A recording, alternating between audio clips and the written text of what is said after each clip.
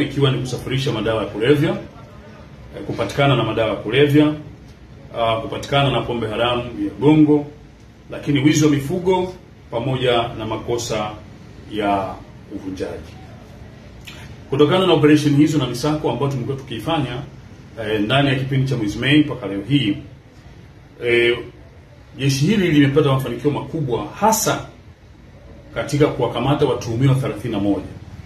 Watuhumiwa hao 31 miongoni mwa 349 ni miongoni mwa watuhumiwa sugu sana, ambao kwa kipindi kirefu walikuwa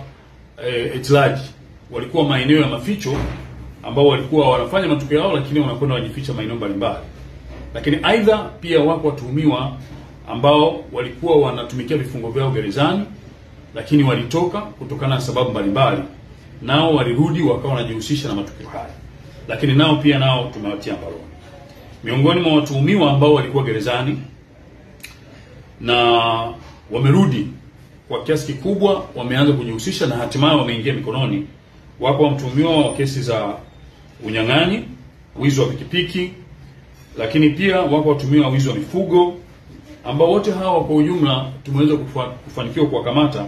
kupitia taarifa za wananchi, lakini pia na wadau wengine katika eneo hili la ulinzi na usalama.